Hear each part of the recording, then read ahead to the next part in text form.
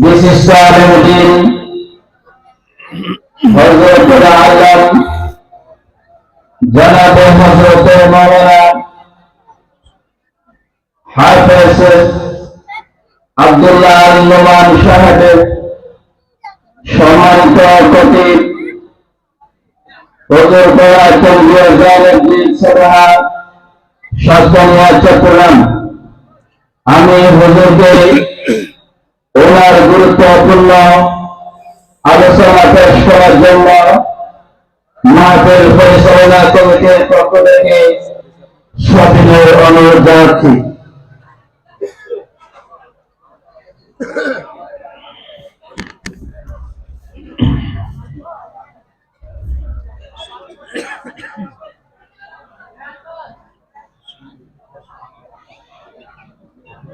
الحمد لله نحمده ونستعينه ونستغفره ونؤمن به ونتوكل عليه ونعوذ بالله من شرور أنفسنا ومن سيئات أعمالنا. من يهد الله فلا مضل له ومن يضلل فلا هادي له. ونشهد أن لا إله إلا الله وحده لا شريك له. ونشهد أن سيدنا وسندنا وحبيبنا ومولانا محمدا عبد الله ورسوله الذي أرسله بالحق بشيرا ونذيرا وداعيا إلى الله بإذنه وسراجا وقمرا منيرا. فقد قال الله تعالى في كلامه المجيد وفي فرقانه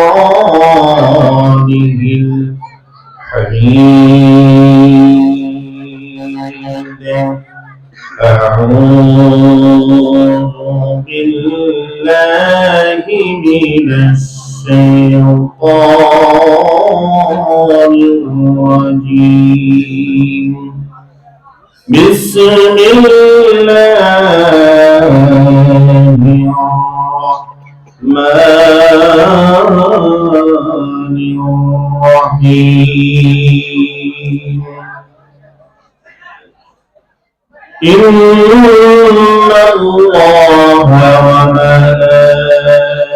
وملائكته يصلون على النبي يا أيها الذين آمنوا صلوا عليه وسلموا تسليما. اللهم صل على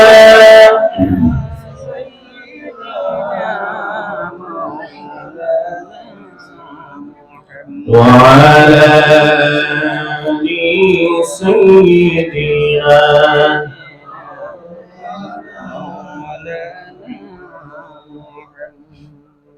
নবীর প্রতি দিলের ভিতরে মহব্বত আছে?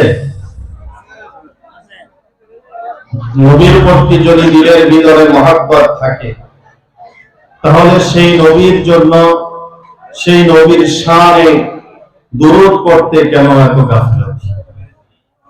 প্রাণ খুলে আকাশ বাতাস ভারী করে জোরে সরে কণ্ঠ ছেড়ে দিয়ে সকলে পড়ুন আল্লাহুম্মা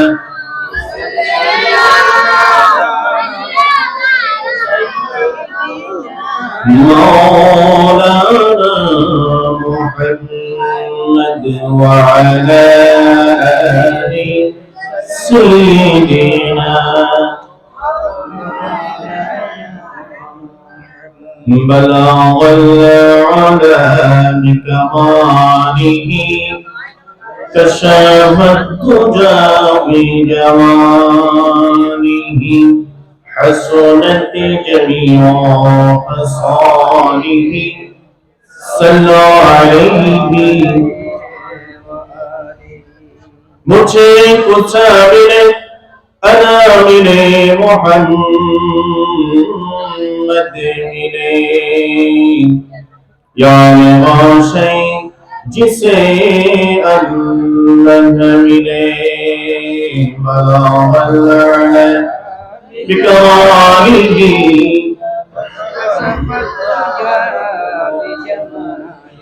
حسنت جميع خصاله صلى عليه أدعو میں تیری گروں میں تیری فرتا گہی بے جرے روتا گہی بے تر ہوتا بكماله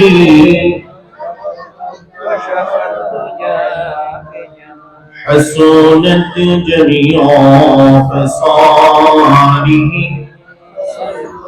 صلى عليه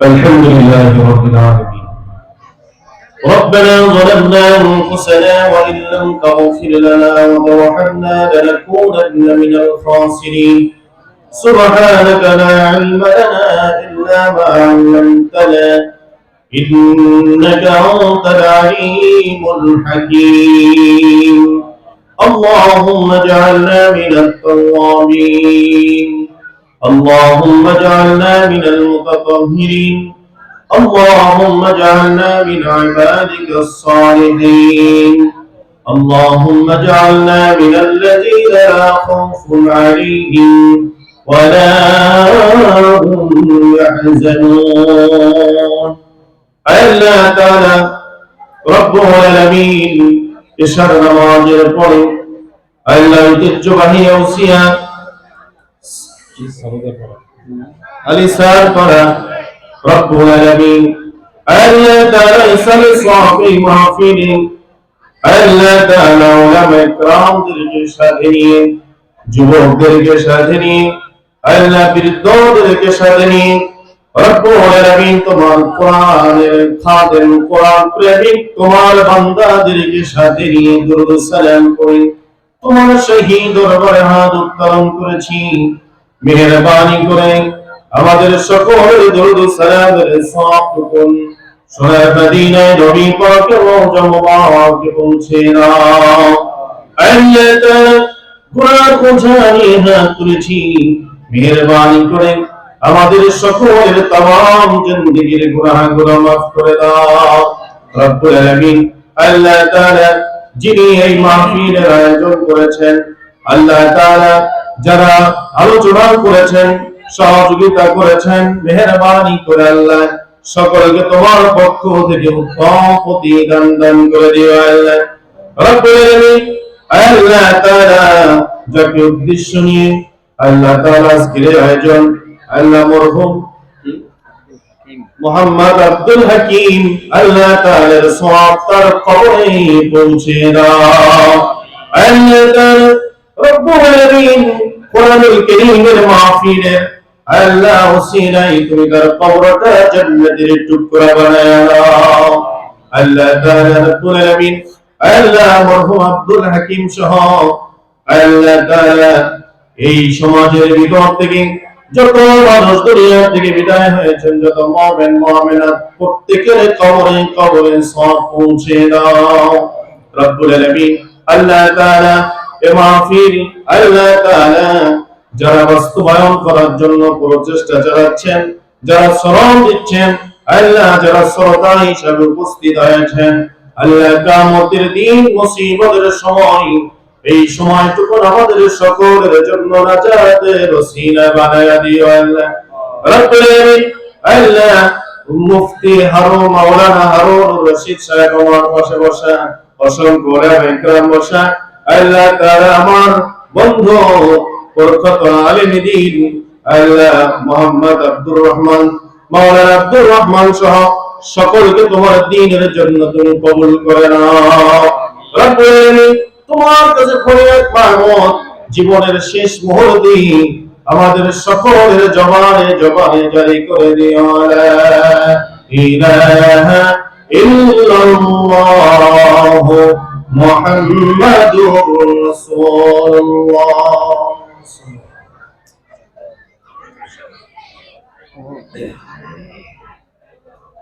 সম্মানিত প্রাণপ্রিয় ভাইরা, আমি আপনাদের প্রতি অনুরোধ করব, যারা দাঁড়িয়ে আছেন ভিতরে অনেক চেয়ার খালি আছে, দয়া করে একটু ভিতরে চলে আসেন, শৃঙ্খলা বজায় রাখেন, যাতে করে কিছু কথা আপনাদের সামনে বলতে পারি। সেজন্য আপনারা একটু সাহায্য করেন আমাদেরকে। দয়া করে সবাই ভিতরে চলে আসুন। এবং পিছনে যারা আপনারা সামনে চেয়ারগুলো খালি রেখে পিছনে বসছেন, এটা সুন্দর নয়। একটু সামনের দিকে চলে আসুন সবাই, দয়া করে সবাই সামনের দিকে চলে আসুন। মাহফিলের সৌন্দর্য রক্ষার জন্য কোরআনুল কারীমের সম্মানী সকলে সামনের দিকে চলে আসুন।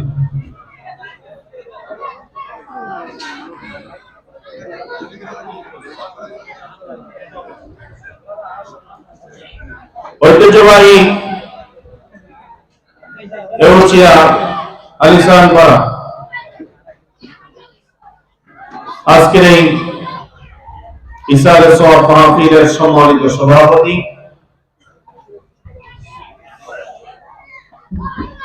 মঞ্চ ভূমিষ্ঠ প্রখ্যাত আলেম দ্বীন সাবেক অধ্যক্ষ জনাব হযরত মাওলানা মুফতি হারুন রশিদ সাহেব, আলিসান পাড়া কেন্দ্রীয় জামে মসজিদের সম্মানিত খতিব, প্রখ্যাত আলেম দ্বীন,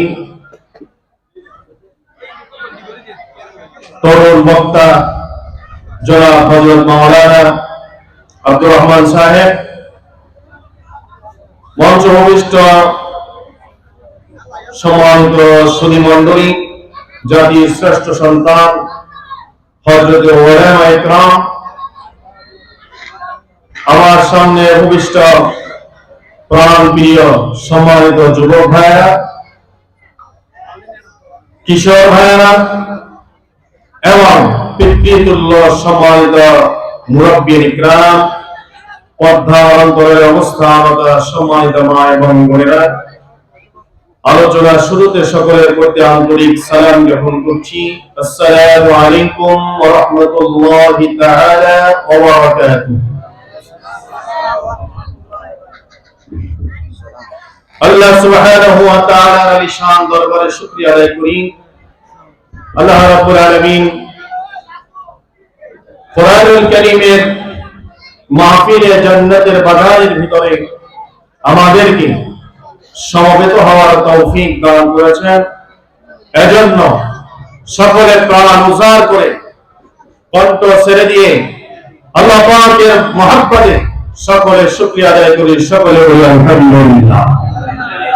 দুরূদ ও সালাম পেশ করি বিশ্ব মানবতার মহান আদর্শ শিক্ষক, বিশ্ব নির্যাতিত নিপীড়িত মানবতার মহান বন্ধু, বিশ্ব মানবতার মহান নেতা, বিশ্বনবী রাহমাতুল লিল আলামিন, সাইয়্যিদুল মুরসালিন, খাতামুন নবিয়্যিন, জনাব মুহাম্মদুর রাসূলুল্লাহ সাল্লাল্লাহু আলাইহি ওয়াসাল্লাম। সম্মানিত প্রাণপ্রিয় ভাইয়েরা, আজকের মাহফিল পেয়ে আপনারা খুশি না বেজার? তো সবাই বলেন খুশি না বেজার? খুশি, আলহামদুলিল্লাহ। তাহলে বেশি সময় মাহফিল চলবে না, যতক্ষণ চলে আপনারা ততক্ষণ আল্লাহ রাব্বুল আলামিনকে রাজি খুশির উদ্দেশ্যে কোরআনুল কারীমের সম্মানে আজকের মাহফিল শেষ পর্যন্ত থাকবেন তো ইনশাআল্লাহ? ইনশাআল্লাহ। আল্লাহ তাআলা আমাদেরকে কবুল আর মঞ্জুর করুন, সকলে বলি আমিন। সবাই ভাইরা, আমরা কোরআনুল কারীমের মাহফিলে এসেছি। এখানে আমরা দুনিয়ার কোন মানুষের কাছে কোনো কিছু চাওয়া পাওয়ার উদ্দেশ্যে এখানে আসিনি। আমরা এসেছি কাকে খুশি করার জন্য? সবাই বলেন কাকে? আল্লাহ সুবহানাহু ওয়া তাআলাকে খুশি করার জন্য আমরা কোরআনের ময়দানে এসেছি, ঠিক কিনা বলেন? প্রিয় ভাইরা, আসলে আমি একটু মাজুর হয়েছি। কয়েকদিন আগে অ্যাক্সিডেন্ট হয়েছে প্রোগ্রামে যাওয়ার সময়, যার কারণে শরীরের বিভিন্ন অংশে ব্যথা। আপনাদের প্রোগ্রামটা আমাকে মাওলানা আব্দুর রহমান সাহেব ফোন দিয়েছেন, আমি মনে করেছিলাম জানুয়ারির 28 তারিখ, কিন্তু যখন উনি বলছেন পরবর্তীতে যে না, গতকালকে বলছেন না আজকে এই ডিসেম্বরের 28 তারিখ, তখন চিন্তা করলাম যে যেভাবে হোক কষ্ট করে যেতে হবে কোরআনের ময়দানে।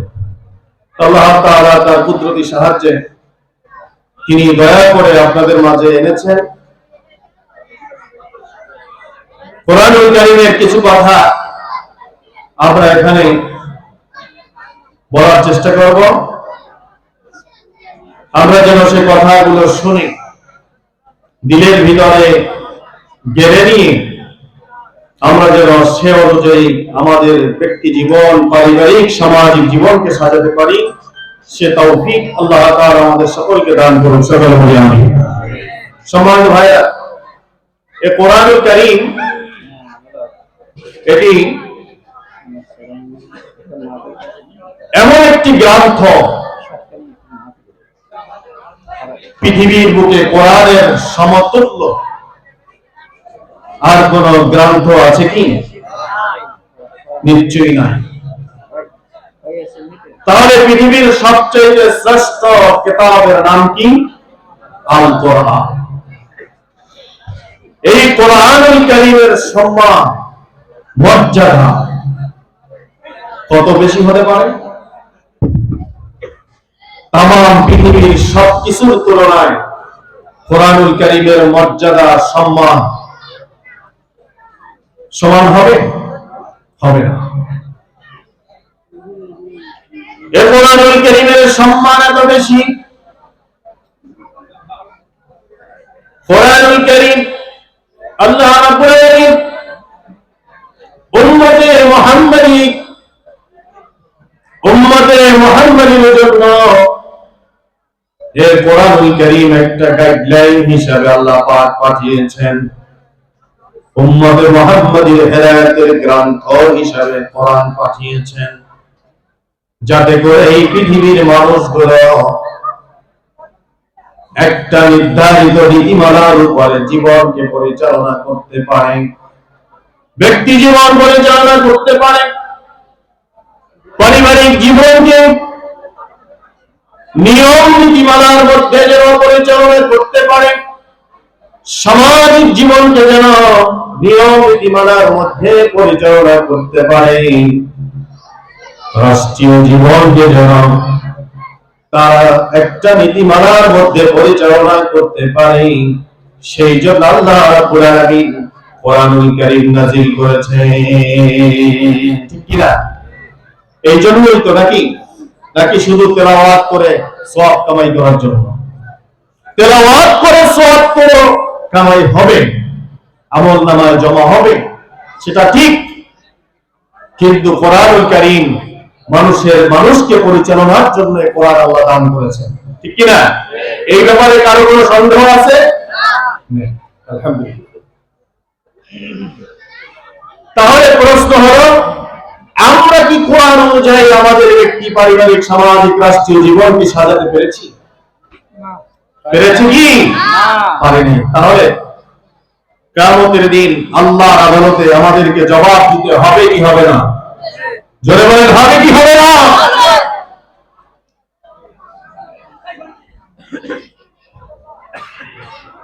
কোরআনুল কারীম হচ্ছে মহান শিক্ষাগ্রন্থ। কোরআনুল কারীম সম্পর্কে আল্লাহ রাব্বুল আলামিন বলছেন, হুদাল লিন-নাসি ওয়া বায়িনাতিন মিনাল হুদা ওয়াল ফুরকান। জোরে জোরে বলেন আল্লাহু আকবার। আরো চিৎকার দিয়ে বলেন আল্লাহু আকবার। হুদাল লিন-নাস, গোটা মানবতার জন্য হেদায়েতের গ্রন্থ। وبينات من الهدى والفرقان, পৃথিবীর মানবতাকে এ কোরআনুল কারীম সত্য এবং মিথ্যাকে আলাদা আলাদা করে কোরআন পৃথিবীর মানবতার সামনে পেশ করবে। এই কোরআন পৃথিবীর মানুষের সামনে সত্যকে আলাদা করে দেখায় দিবে, মিথ্যাকে আলাদা করে দেখায় দিবে। সুবহানাল্লাহ। এই কাজটা কোরআনের। এখন এই কোরআন কি আমার কাছে গিয়ে আমাকে বলবে যে আমার ভিতরে আছে কি দেখো খুলে, এরপরে তুমি বোঝো, আমি তোমাকে দেখায় দিব, এই এরকম কি হবে না? তাহলে কি হবে? কোরআনুল কারীম নাযিল করার প্রথমেই আল্লাহ রাব্বুল আলামিন নাযিল করলেন এভাবে, শুরু করলেন এই ফরজটা নিয়ে।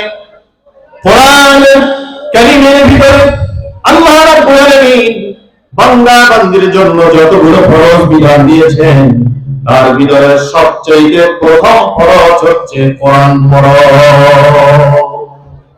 প্রথম ফরজ কি? পড়ো।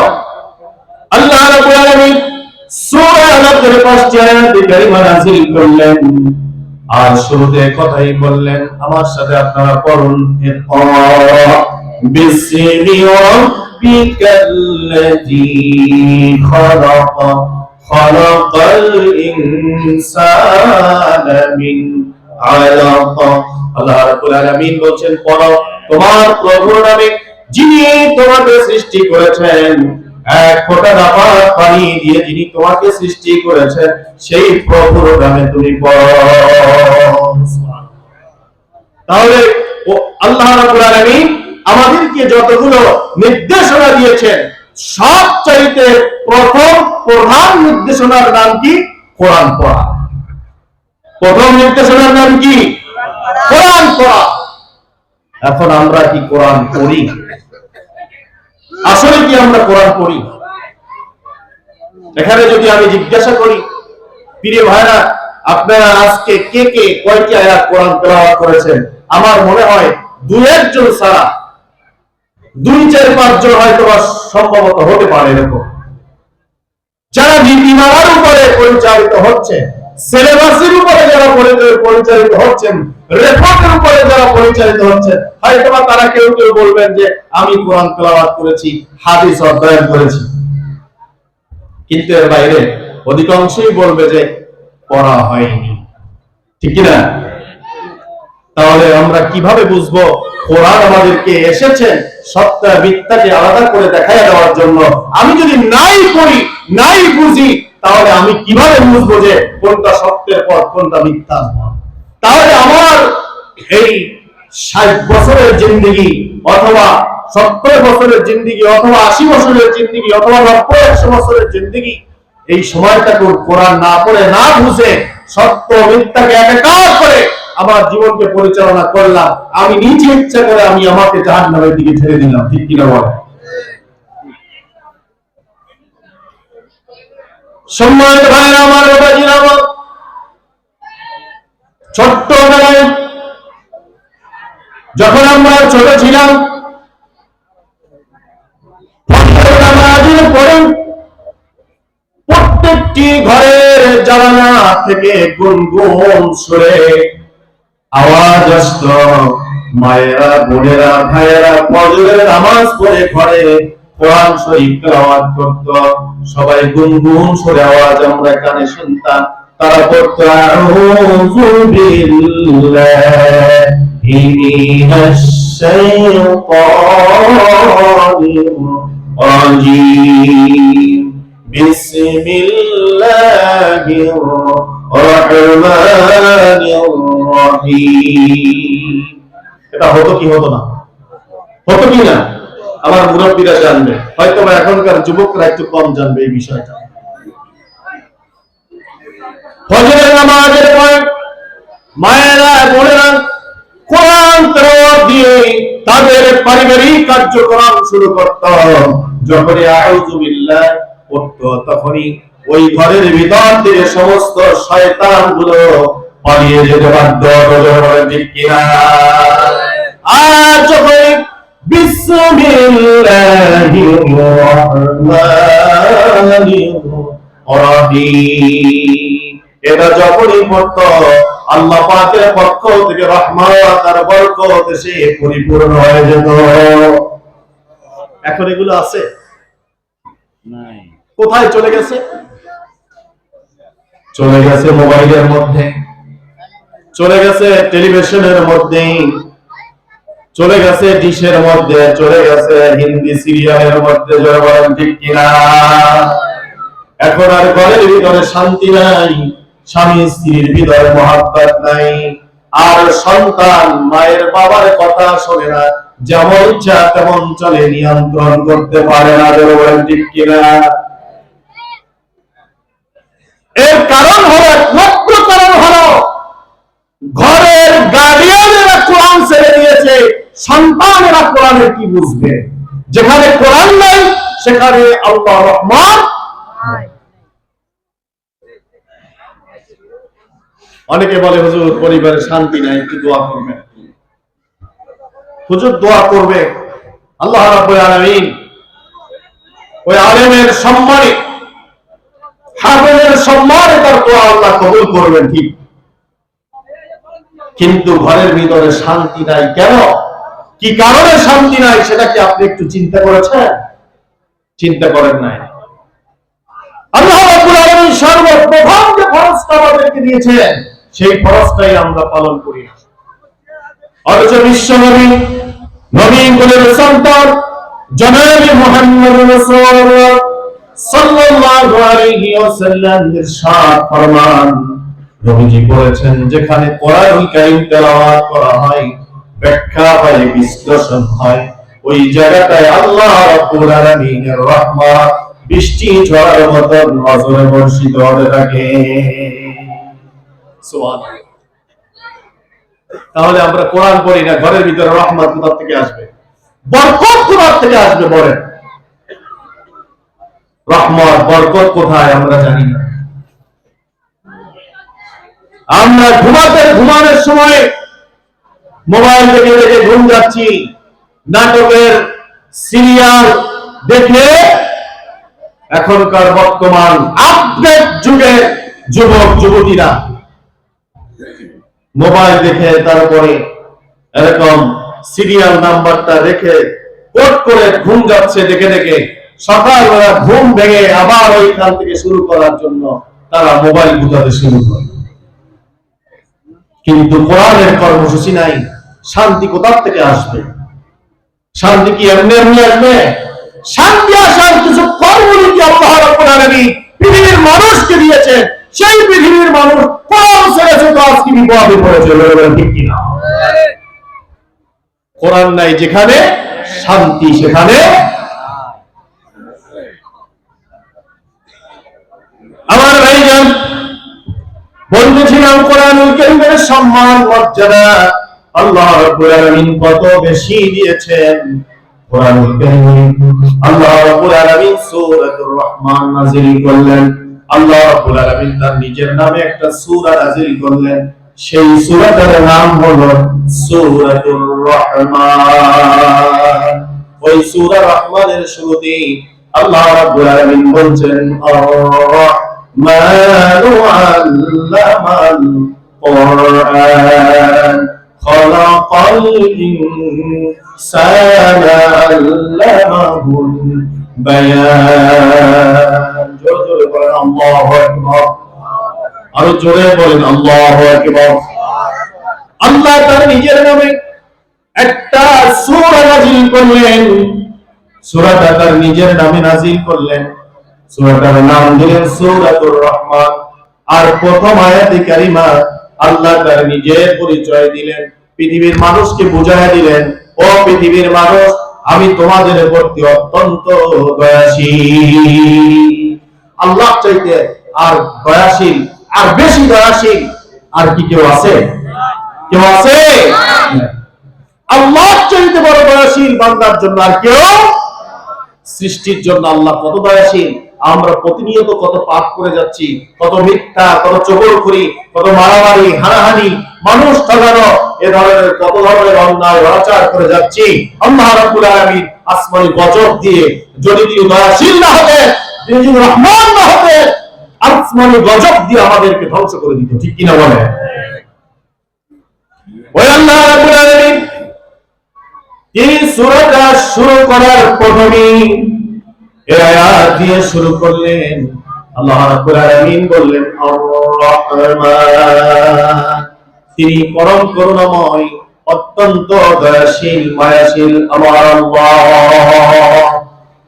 আল্লামাল কুরআন খালাকাল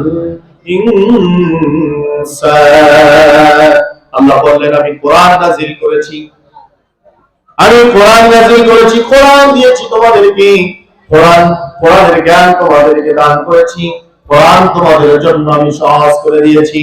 আমি মানুষ সৃষ্টি করেছি, আবার মানুষকে কথা বলার জন্য আমি আল্লাহ ভাষা শিখিয়েছি। জোরে বলেন সুবহানাল্লাহ। ভাষা শিখিয়েছেন কে? আমাদেরকে সৃষ্টি করেছেন কে? আল্লাহ। আমাদেরকে কে সৃষ্টি করেছে? সবাই জোরে আওয়াজ দিয়ে বলেন আমাদেরকে কে সৃষ্টি করেছে? আল্লাহ ছাড়া অন্য কেউ আমাদের সৃষ্টি করেছে? আমাদেরকে রিজিক কে দিয়েছেন? আমাদের লালন করেছেন কে? পালন করেছেন কে? আমাদেরকে ভালো থাকার জন্য এই জমিনকে আমাদের অনুগত্যশীল করে দিয়েছেন কে? আল্লাহ। শুধু এতটুকু নয়, আল্লাহ রাব্বুল আলামিন তামাম পৃথিবীতে আসমান জমিন যা কিছু আমরা দেখতে পাই আর যা কিছু দেখতে পাই না, এর মধ্যে আল্লাহ রাব্বুল আলামিন যা কিছু সৃষ্টি করেছেন সব কিছু আল্লাহ রাব্বুল আলামিন এই বান্দার কল্যাণের জন্য সৃষ্টি করেছেন। আর সমস্ত সৃষ্টিকে মানুষের আনুগত্যশীল করে দিয়েছে। সব মানুষের আনুগত্য করে নাকি করে না? সব মানুষের আনুগত্য করে কিনা? প্র্যাকটিক্যালে আসেন, হাতি, হাতি চেনেন আপনারা? হাতির মতো বড় প্রাণী, এ মানুষের পেটের উপরে পা রেখে যদি একটা চাপ দেয়, মানুষ বাঁচবে? বাঁচবে? বেঁচে থাকবে? কেউ বেঁচে থাকবে না। ওই হাতির পিঠের উপরে ছোট্ট 3.5 হাত বড়ির এই মানুষটি উঠে লোহার রড দিয়ে তাকে পিটায়। হাতি তাকে কিছুই বলে না, হাতিকে যেমন বলে তেমনই সে চলে। এত বড় বিশাল হাতি, যার সুরের মধ্যে এত শক্তি আল্লাহ রাব্বুল আলামিন দান করেছেন, মানুষটা মারার জন্য তার শরীরের 100 ভাগের 1 ভাগ শক্তি প্রয়োগ করলে এতটুকুনি মানুষটা মারার জন্য যথেষ্ট হয়ে যায়। কিন্তু সেই হাতির পিঠের উপরে এই ছোট্ট মানুষ বসে তাকে লোহার রড দিয়ে পিটায়, পরিচালনা করে, হাতি কিছুই বলে না। এই আনুগত্য কে করে দিয়েছেন? আল্লাহ করে দিয়েছেন। সেই মানুষ আল্লাহকে রব হিসাবে স্বীকার করে পৃথিবীতে এসে সেই মানুষ আল্লাহর সামনে মাথা নত না করে মাজারের কাছে গিয়ে মাথা নত করে। জোরে বলেন ঠিক কিনা? আপনাদের এলাকায় বেশি মাজার, আমাদের পিরোজপুরের ওই অঞ্চলে মাজার কম, মাজার নাই। আমাদের পিরোজপুরের অঞ্চলে মাজারের কোন সিস্টেম নাই, মাজার খুব কম। 2-1টা থাকলেও তা মানুষ, সেখানে কোনো সচেতন মানুষ, শিক্ষিত মানুষ, কোন আলেম ওলামা কেউই সেখানে যায়। হাঁটার পথে ওলিয়া থাকলে তারা সেখানে গিয়ে জিয়ারত করে, এতটুকু। পাশে আছে খান জাহান আলীর মাজার, সেখানে কিছু ভণ্ডরা যায়, সেখানে গিয়ে তারা গিয়ে সেখানে যা করে সেগুলো আর বলার দরকার নেই। সেখানে গিয়ে বিভিন্ন মাজারে গিয়ে মানুষ আত্মসমর্পিত হয়। কি বলে ঠিক কিনা? বাবা আমাকে এটা দাও, বাবা আমাকে সন্তান দাও, বাবা আমাকে, আমি বিপদে পড়েছি, আমাকে সাহায্য করো। আছে না এরকম? আছে না? আছে। তো সাহায্য করার মালিক কে? সন্তান দেওয়ার মালিক কে? আল্লাহ ছাড়া পৃথিবীর মানুষকে কেউ সাহায্য করতে পারে? বসে আমার দিকে মনোযোগী হন। প্রিয় ভাইরা আমার, কোরআনুল কারীম এটাই শিক্ষা দেয়, আল্লাহ রাব্বুল আলামিনের সঙ্গে বান্দার পরিচয় করায় দেয়। সূরা রহমানে আল্লাহ রাব্বুল আলামিন তিনি এভাবে তার নিজের পরিচয়টা পেশ করলেন। এরপরে আল্লাহ রাব্বুল আলামিন বলছেন, আমি বান্দার উপর অত্যন্ত দয়া করে আমি তাকে কোরআন নাযিল করেছি। আর এরপরে আল্লাহ বললেন, আমি তাকে মানুষ সৃষ্টি করেছি। এরপর আল্লাহ বললেন, আমি তাকে ভাষা শিক্ষা দিয়েছি। কয়টি কথা এখানে? চারটি কথা বললাম। এক নম্বর, আল্লাহ পাক অত্যন্ত দয়াশীল। দুই নম্বরে আল্লাহ রাব্বুল আলামিন কোরআন নাযিল করেছেন, কোরআন শিক্ষা দিয়েছেন আমাদেরকে। তিন নম্বরে আল্লাহ পাক আমাদেরকে সৃষ্টি করেছেন। চার নম্বরে আল্লাহ রাব্বুল আলামিন আমাদেরকে বোবা বানায়া পাঠান নাই, আমাদেরকে আল্লাহ ভাষা শিক্ষা দিয়েছে। সুবহানাল্লাহ। আল্লাহ পাকের দয়া, এই সবগুলো আল্লাহ দয়া। আল্লাহ প্রথমে তার নামটা রহমান দিয়ে শুরু করেছেন। এই সবগুলো আল্লাহ পাকের দয়া। এর ভিতরে সবচেয়ে শ্রেষ্ঠ দয়া হলো আল্লাহ রাব্বুল আলামিন এই পৃথিবীর মানুষকে পরিচালনার জন্য একটা গাইডলাইন হিসাবে, একটা সংবিধান হিসাবে একটা কিতাব আল্লাহ পাক দান করেছেন, যার নাম কোরআন। আমাদের সংবিধানের নাম কি? সবাই বলেন, সংবিধানের নাম কি? কোরআন। নাকি ওই ডক্টর কামাল সাহেবের তৈরি করা সংবিধান, ব্রিটিশদের তৈরি করা সংবিধান আমাদের সংবিধান নাকি? না। কোন ইমানদার মুসলমান মুমিন মুত্তাকি যারা আল্লাহকে চিনেছে, যারা রাসূলকে চিনেছে, যারা আল্লাহর কোরআনকে বুঝেছে, তারা কোনদিন মানুষের তৈরি করা কোন সংবিধানকে নিজের জীবনের সংবিধান হিসাবে মেনে নিতে পারে না। ঠিক কিনা? আমার ভাইরা,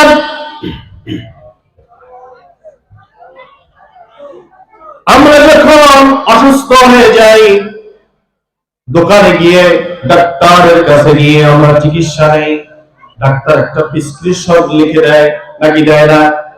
একটা প্রেসক্রিপশন লিখে দেয়। ওই প্রেসক্রিপশনে যে ওষুধগুলো লিখে দেয়, ওই ওষুধগুলো যখন আমরা ফার্মেসিতে ওষুধগুলো আনতে যাই, ওষুধগুলো আমাদেরকে যখন দেয়, ওষুধের প্রত্যেকটা প্যাকেটের ভিতরে একটা আলাদা আলাদা কাগজ থাকে। আছে না এরকম? আছে। এই মোবাইলটা যখন কেনা হয়, মোবাইলের প্যাকেটের ভিতরে একটা কাগজ থাকে। ওই কাগজটায় নিয়ম নীতি লেখা থাকে, কি করে এই মোবাইলটা মোবাইলের মালিক পরিচালনা করবে, এই সব ক্যাটালগ গুলো ওখানে শিক্ষা শিখানো থাকে, দেওয়া থাকে।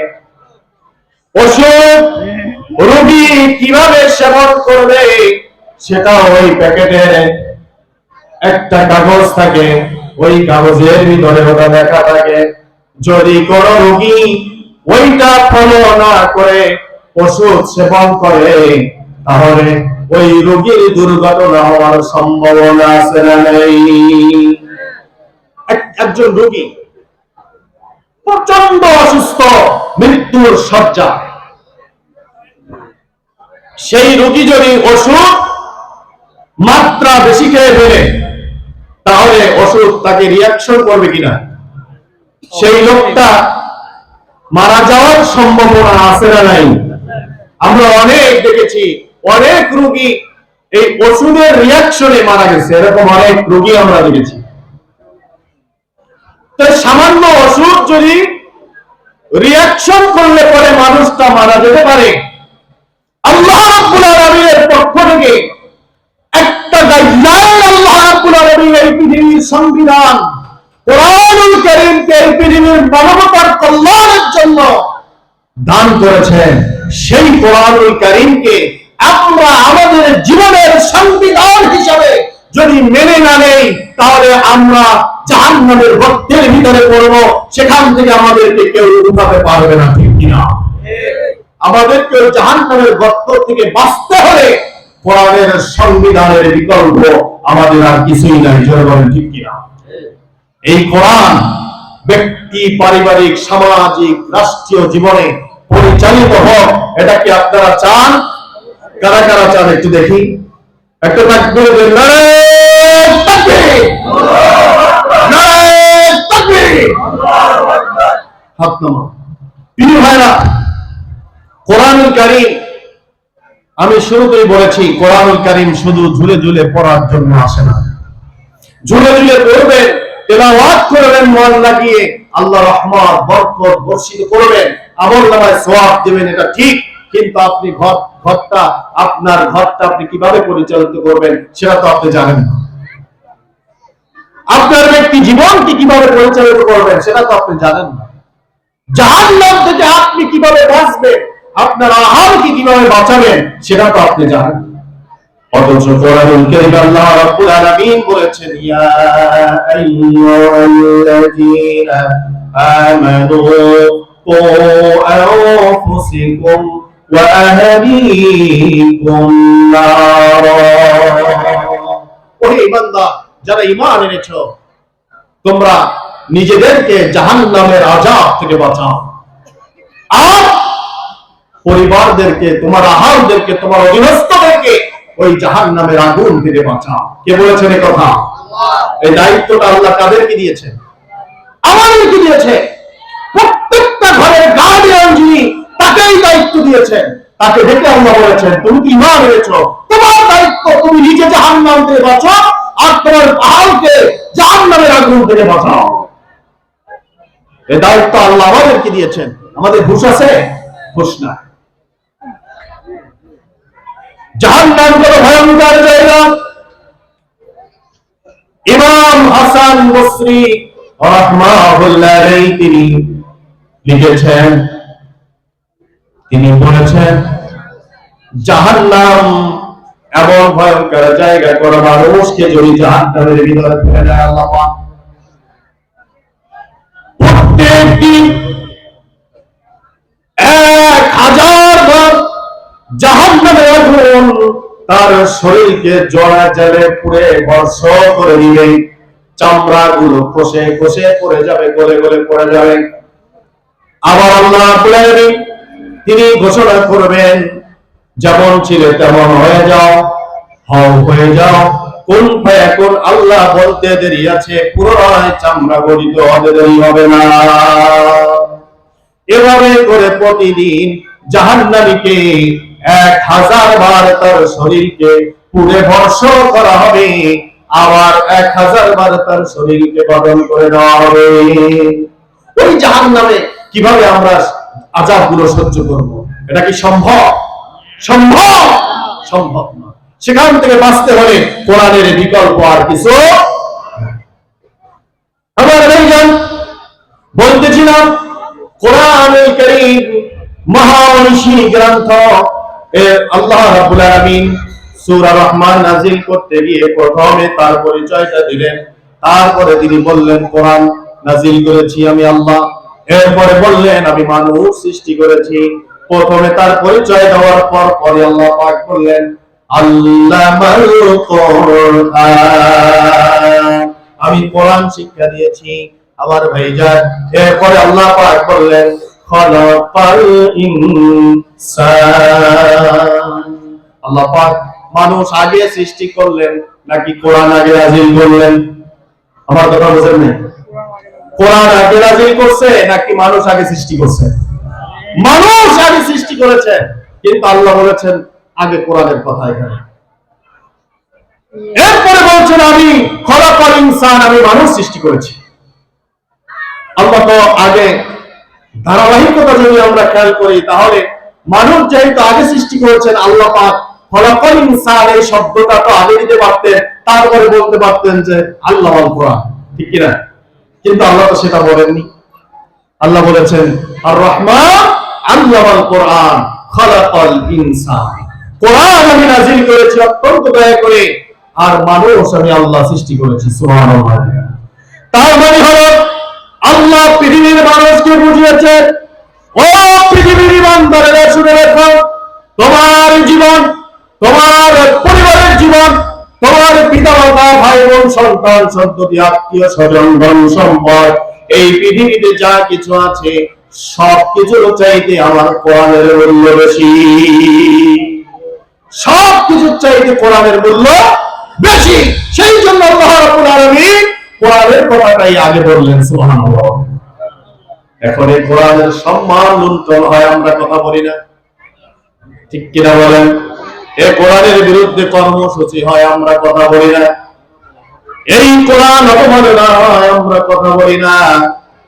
এই কোরআনের বিরুদ্ধে আইন পাস হয়, 92% মুসলমানের দেশে কোরআনের বিরুদ্ধে আইন পাস হয়, আর আমরা বোবা মানুষের মতন বসে থাকি, কথা বলি না, ঠিক কিনা?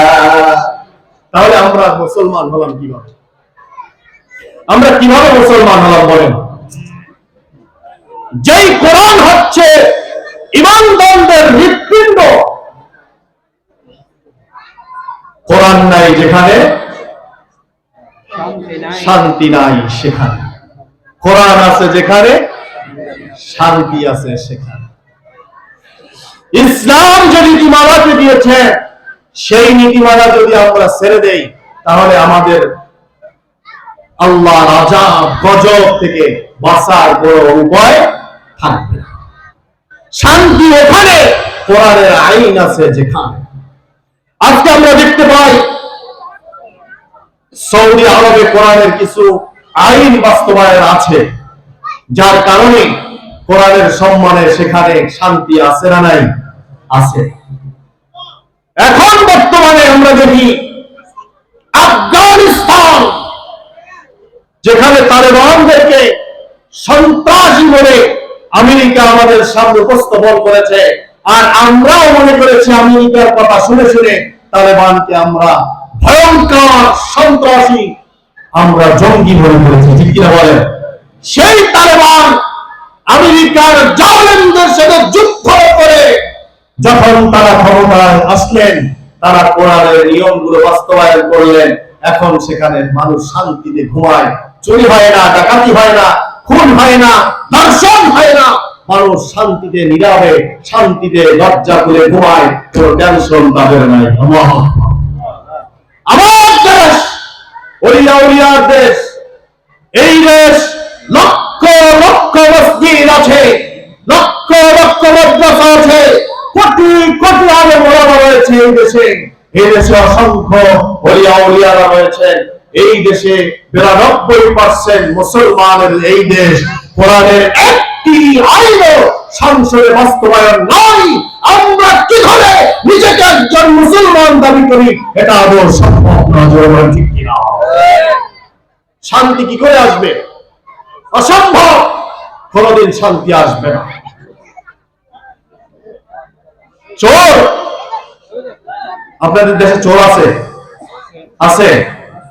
চোর যারা চুরি করে, গ্রামে যারা চোর আছে, এগুলো ছোট ছোট চোর, ঠিক কিনা? ছোট ছোট চোর, ধান চুরি করে, চাল চুরি করে, টাকা চুরি করে, একটা মোবাইল চুরি করে, এরকম তো এর চেয়ে বেশি কিছু না। কিন্তু কলমের খোসায় যারা চুরি করে, একটা স্বাক্ষরের মাধ্যমে দেশের কোটি কোটি মানুষের অর্থ যারা চুরি করে, এরা হচ্ছে সবচেয়ে বড় চোর, ঠিক কিনা?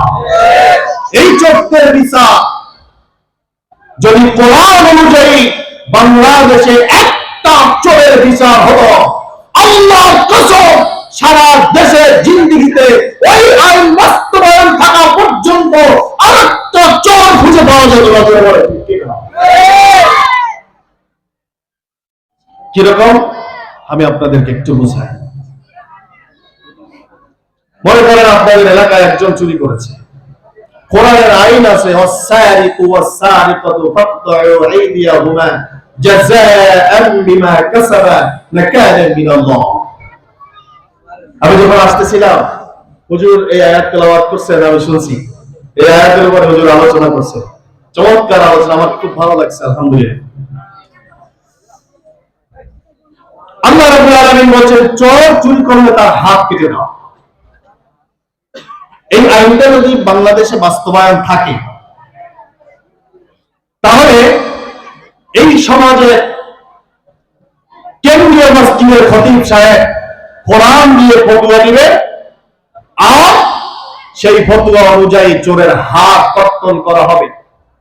এলাকার সব মানুষকে মাইকিং করে অ্যানাউন্স করে জানিয়ে দেওয়া হবে, বড় একটি ময়দানে তারা আসবে, কোরআনের একটি শরিয়ার আইন বাস্তবায়ন করা হবে।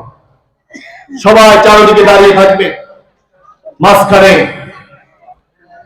চোরের হাত কর্তন করা হবে, সবাই সচ্চোখে তাকিয়ে দেখবে।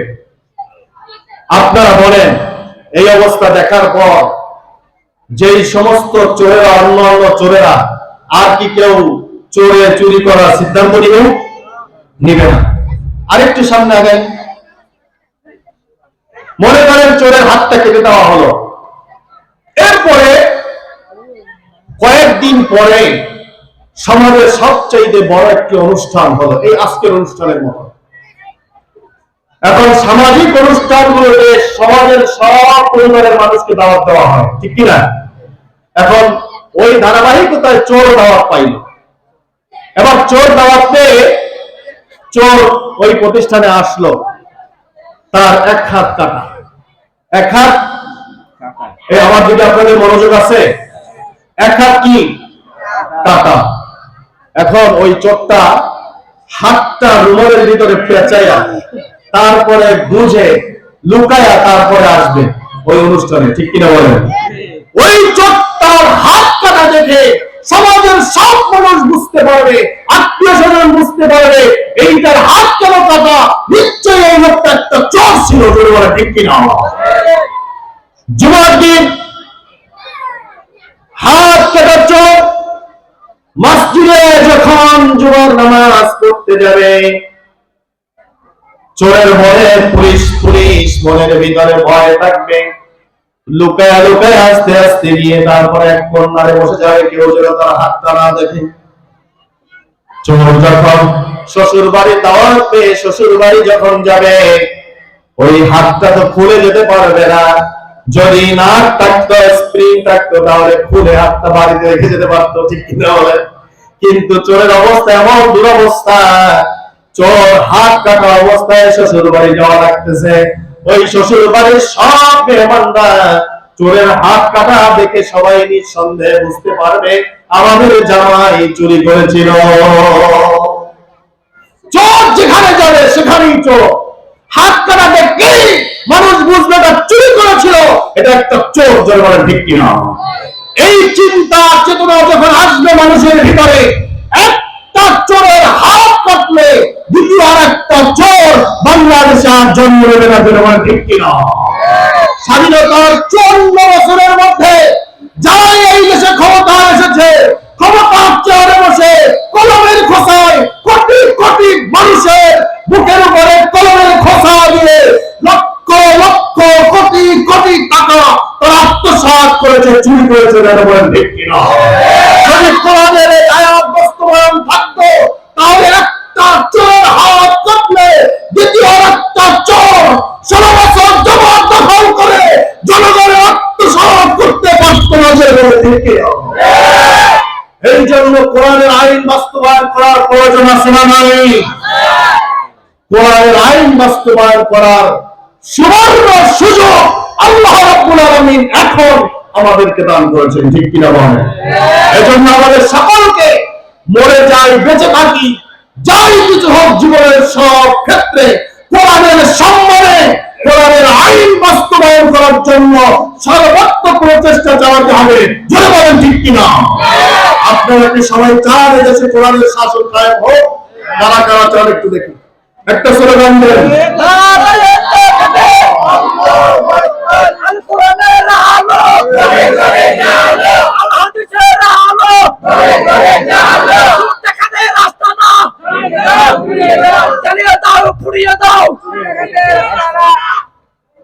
নারায়ে তাকবীর, আল্লাহু আকবার। আল কোরআনের আলো ঘরে ঘরে জ্বলার কথা তো এতক্ষণ বললাম নাকি হুজুর? বললাম না এতক্ষণ? ঘরে কোরআন তেলাওয়াত করবে, কোরআনের আলো জ্বলবে। কিন্তু আল কোরআনের আলো জ্বলতে হবে কোথায়? সংসদে। সংসদে যতদিন কোরআনের আলো না জ্বলবে ততদিন এই দেশের মানুষের শান্তি আসবে না। কৃষক তার অধিকার পাবে না, শ্রমিক তার অধিকার পাবে না, চাকরিজীবী চাকরি করতে গিয়ে শান্তি পাবে না, ব্যবসায়ী ব্যবসা করতে গিয়ে শান্তি পাবে না, প্রশাসন শান্তি পাবে না, সচিবালয় আগুন জ্বলবে, কেউ নিভাতে পারবে না। কোরআনের শাসন কায়েম হলে সব চোর বাটপার আল্লাহ ওলিতে পরিণত হয়ে যাবে। আল্লাহু আকবার। ঘরে ঘরে জালো। সম্মানিত ভাইরা আমার, কোরআনুল কারীমকে বাস্তবায়ন করার জন্য আমরা যদি প্রচেষ্টা না চালাই, কোরআনুল কারীম যার কাছে নাজিল হয়েছেন সেই বিশ্ব নবী, নবী কুলের সরদার জনাবে মুহাম্মদুর রাসূলুল্লাহ সাল্লাল্লাহু আলাইহি ওয়াসাল্লাম কিয়ামতের দিন মুসিবতের সময় আল্লাহ রাব্বুল আলামিনের আদালতে সরাসরি মামলা দায়ের করবেন। আল্লাহ রাসূল বিশ্বনবী মুহাম্মদ রাসূলুল্লাহ সাল্লাল্লাহু আলাইহি ওয়াসাল্লাম তিনি নিজে আল্লাহর কাছে মামলা দায়ের করবেন। যারা কোরআনের সমাজ কায়েমের জন্য, কোরআনের সম্মান রক্ষা করার জন্য, কোরআনুল কারীমের ভিতরে 500 শরিয়ার আয়াত আছে। কত? 500। আজকে আপনারা মুখস্থ করে নিয়ে যান। নিশ্চয়ই আরে ওলামার মুখে ওয়াজে মসজিদে বয়ানে আপনারা শুনেছেন কোরআনুল কারীমে 30 পারা কোরআনের 6666 আয়াত কারিমা এর মতান্তর আছে। এর মধ্যে 500 আয়াত আছে শরিয়ার বিধান। কত আয়াত? 500 আয়াত। 500 শরিয়ার বিধান আয়াত কারিমা রয়েছে। এই 500 শরিয়ার বিধান আয়াত কারিমা একটাও আমার দেশে বাস্তবায়ন নাই। নামে মাত্র আমরা মুসলমান হিসাবে আমরা কাজ করি জালেমের পিছনে। রাগ করেছেন? রাগ করেছেন? আপনারা বলবেন যে হুজুর এখন পরিস্থিতি ভালো তাই এই কথা বলছেন। না, আমার ইউটিউব চ্যানেলের মধ্যে ঢুকে দেখি মাইক কেড়ে নিয়ে গেছে, নাম শুনছে, আসতে দেয়নি। স্বাভাবিক বান্দরবানে একটা মাহফিল, গত 2 বছর আগের ঘটনা। 4 বার লোকটা অনুমতির জন্য গিয়েছে, বলছেন কাকে কাকে দাওয়াত দিবা, নামটা দাও। নামের লিস্ট যখন দিয়েছে প্রত্যেকবার 4 বারের 4 বার আমার নামটা দিয়েছে। যতবার দিয়েছেন ততবার মাহফিল ক্যান্সেল করে দিয়েছে। সর্বশেষ সেই লোকটা 4 বার যাওয়ার পরে তাদের একটা মানে ভয় এসে গেছে অন্তরের ভিতরে, কি করবে। তারপরে তাকে বললো যে আপনি আপনার ঘরে বারান্দায় আপনি মাহফিল করার অনুমতি পাইলেন। শুনছেন? কোথায় মাহফিল করবে? ঘরের বারান্দায় বলে মাহফিল করবে। কত বড় জালেম, কোরআনের বিরুদ্ধে অবস্থান নিয়েছে। কোরআনের বিরুদ্ধে অবস্থান নেয়। কলিজার ভিতরে এক বিন্দু পরিমাণ ইমান যদি থাকে, কোন মুসলমান নামধারী সে এক বিন্দু ইমান থাকলেও কোরআনের বিরুদ্ধে অবস্থান নিতে পারে না। জোর ঠিক কিনা? পরিস্থিতি যাই হোক, আল্লাহ রাব্বুল আলামিন যেহেতু কোরআনুল কারীম মানব সৃষ্টি করার কথা আগে না বলে কোরআনের কথা আগে বললেন, তার মানে পৃথিবীর সব জ্ঞানীগুণী মানুষ, শিক্ষিত বুজুর্গ মানুষ সবাই বুঝতে বাকি নাই। অবশ্যই মানুষের জীবনের চাইতে কোরআনের সম্মান মর্যাদা আল্লাহর কাছে অনেক অনেক অনেক বেশি জরুরি, ঠিক কিনা? তাহলে কোরআনের সম্মান রক্ষার জন্য মানুষের জীবনের চাইতে কোরআনের সম্মান যেহেতু বেশি, সেহেতু আমার জীবন বিলিয়ে দিয়ে হলেও এ কোরআনের রাজ কায়েমের জন্য সর্বাত্মক প্রচেষ্টা চালাতে হবে। আপনারা রাজি আছেন? আল্লাহ তাআলা আমাদের সকলকে কবুল করেছে বলে বলে আমিন। তাহলে একটা বললাম, চোর চুরি করলে তার ফজিলতটা কি আসে, এটা বর্ণনা করলাম আপনাদের সামনে। এইভাবে করে যদি প্রত্যেকটা বিষয়ে কোরআনের সিদ্ধান্ত হয় তাহলে এদেশের মানুষের আর টেনশন থাকবে না যে আমার দোকানে সিসি ক্যামেরা লাগাতে হবে, আমার দোকানে সিসি ক্যামেরা লাগাতে হবে, আমার দোকানের গ্যাস বরাবর একটা লাগাতে হবে, বাইরে একটা লাগাতে হবে। ঘরেও এখন মানুষ সিসি ক্যামেরা লাগায়, ঠিক কিনা? ঘরেও সিসি ক্যামেরা লাগায়। আমার এলাকায় একজন আছে, ঘরের চারপাশে 8টা সিসি ক্যামেরা লাগাইছে, বুঝছেন? 8টা সিসি ক্যামেরা চারপাশে লাগাইছে। শুনলাম ঘরের ভিতরে কোন কোন রুমের মধ্যেও আছে। মানুষ মানুষকে আত্মবিশ্বাসটা পর্যন্ত, নিজের স্ত্রী নিজের সন্তানের প্রতি মানুষের আত্মবিশ্বাসটা পর্যন্ত হারিয়ে ফেলেছে।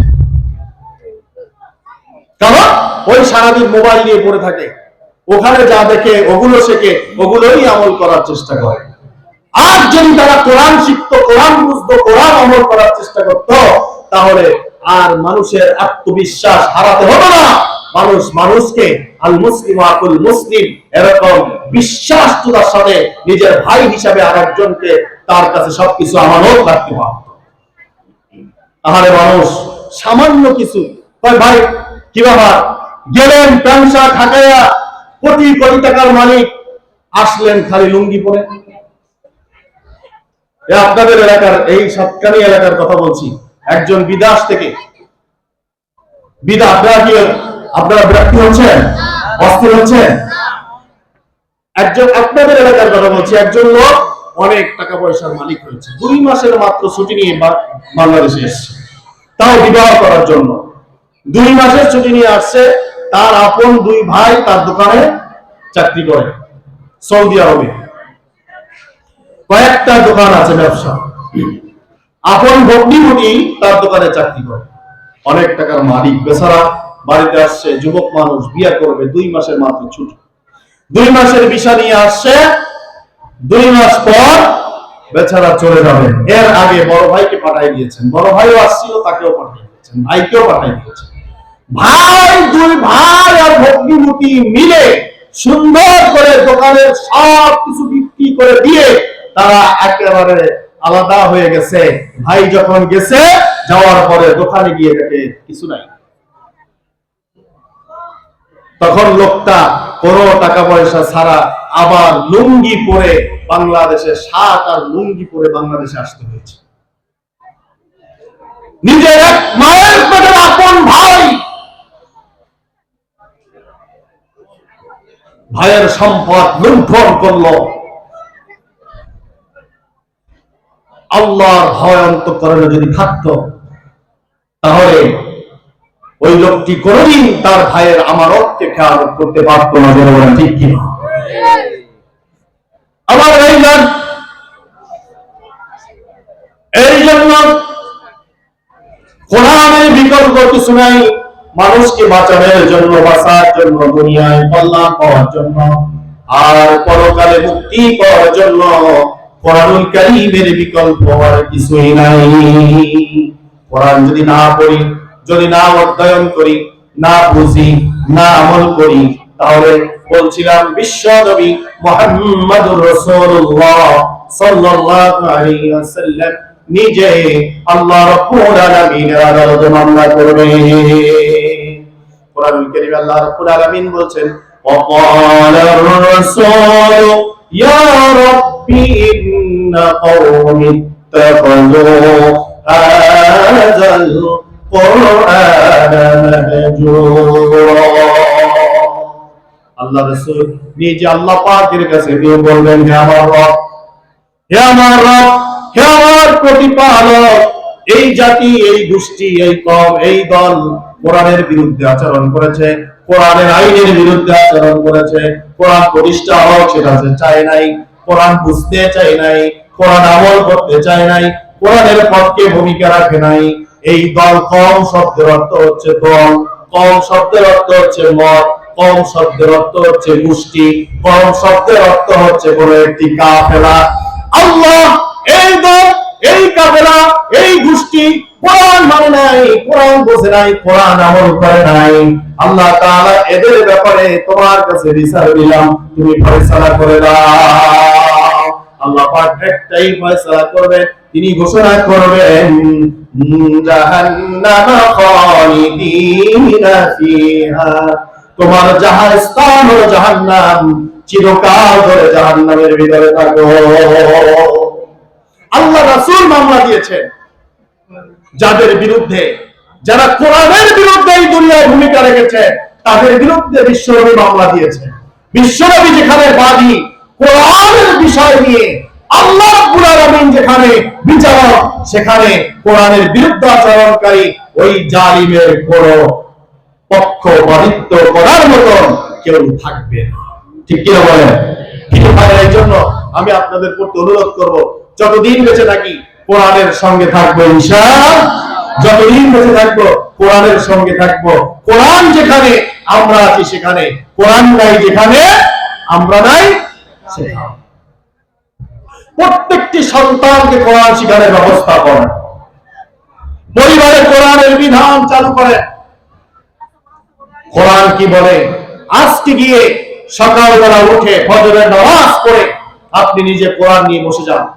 আপনার স্ত্রীকে বলেন কোরআন নিয়ে বসো, আপনার সন্তানকে বলেন কোরআন নিয়ে বসো, কোরআন তেলাওয়াত করো। প্রত্যেক দিন কোরআন তেলাওয়াত হবে আপনার ঘরে।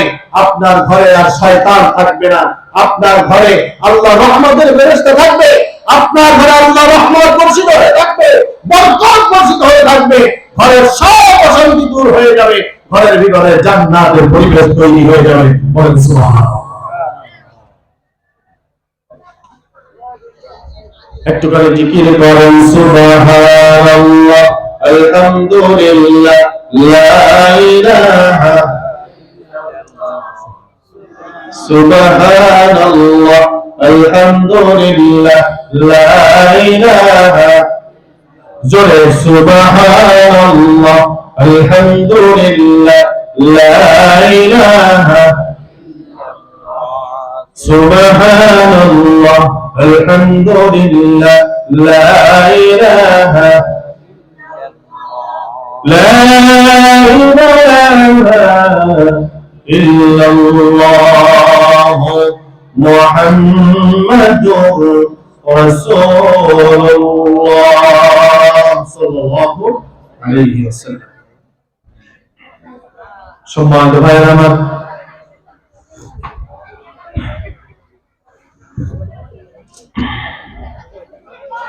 বলতেছিলাম কোরআনুল কারীমের সম্মান মর্যাদা রাখার জন্য আমাদের জীবন যতদিন থাকে বেঁচে প্রচেষ্টা চালাতে হবে ততদিন। জীবন যতদিন থাকবে বেঁচে ততদিন আমরা কোরআনের সপক্ষে থাকবো ইনশাআল্লাহ। কোন শক্তি আমাদেরকে যেন কোরআন থেকে ফিরায় আনতে না পারে।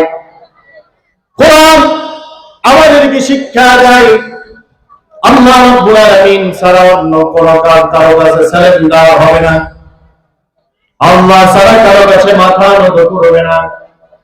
যারা নাকি ঈমানদার তারা কেবলমাত্র আল্লাহ রাব্বুল আলামিনের সামনে মাথা নত করে, অন্য কোন শক্তির সামনে তারা মাথা নত করে না। জোরে বলেন ঠিক কিনা? আর ঈমান বাড়বে তার একটাই ওষুধ হলো কোরআন তেলাওয়াত। ঈমান বাড়ার ওষুধ কি? কোরআন তেলাওয়াত। কোরআন তেলাওয়াত ব্যতিরেকে ঈমান বাড়ার আর বড় কোনো ওষুধ নাই। অ্যান্টিবায়োটিক ওষুধ, ঈমান বাড়ার অ্যান্টিবায়োটিক ওষুধের নাম কোরআন তেলাওয়াত। কোরআনুল কারীমে আল্লাহ রাব্বুল আলামিন বলছেন, আল্লাযীনা ইযা যুকিরাল্লাহ ওয়াজিলাত কুলুবুহুম ওয়া ইযা তুলিয়াত আলাইহিম আয়াতুহু যাদাতুহুম ঈমানান ওয়া আলা রাব্বিহিম ইয়াতাওয়াক্কালুন। আল্লাহ পাক বলছেন, যারা নাকি যে সমস্ত ঈমানদার মুমিন তো তারা যারা কোরআন তেলাওয়াত করে, কোরআন অধ্যয়ন করে, কোরআন পড়ে আর কোরআন বোঝে, এভাবে করে তার ঈমানকে আমি আল্লাহ বাড়িয়ে দিতে থাকি। যত পড়ে তত তার দিল নরম হতে থাকে। কোরআন যত পড়ে, যত বোঝে, যত অধ্যয়ন করে, ব্যাখ্যা বিশ্লেষণ বোঝে, তত তার দিলটা কি হয়ে যায়? নরম হতে থাকে। আল্লাহ রাব্বুল আলামিন বলেন তার দিল নরম হতে থাকে। আর আমি আল্লাহ রাব্বুল আলামিন তার ঈমানকে আমি বাড়াতে থাকি।